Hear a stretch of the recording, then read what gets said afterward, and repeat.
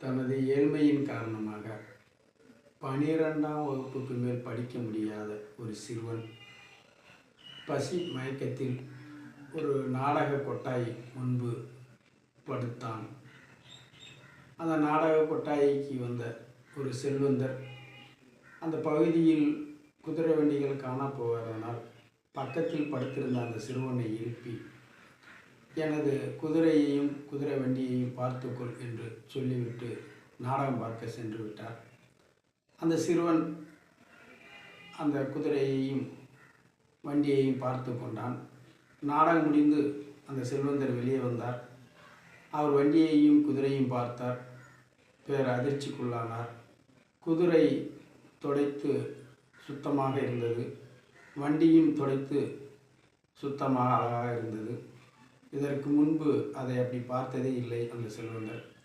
இந்த சிறுவனின் கைவண்ணத்தில் இப்படி இருக்கிறது என்று உணர்ந்து அந்த செல்வந்தர் அந்த சிறுவனிடம் பணத்தை அள்ளி கொடுத்தார். அவனுக்கு வேற ஆனந்தமாகிவிட்டது.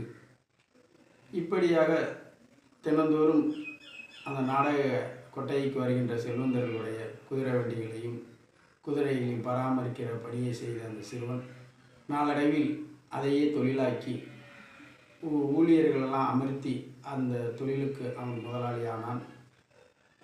ஒரு 2 வருடம் ஒரு கடுமையான நோய் தொற்றினால் நாடக கம்பெனிகள் நாடக கொட்டைகள்லாம் மூடப்பட்டது.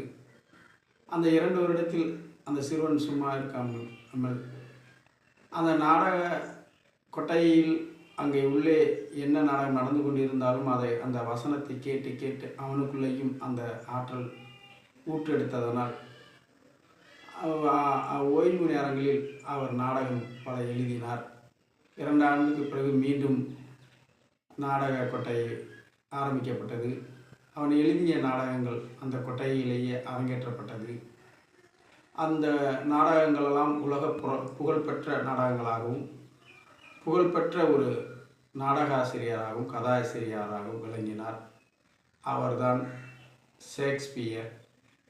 வறுமையை வளமையாக்கின்றதும் கிடைத்த வாய்ப்பை பலப்படுத்திக் கொள்வதும் அவரவரின் எண்ணமே. நன்றி.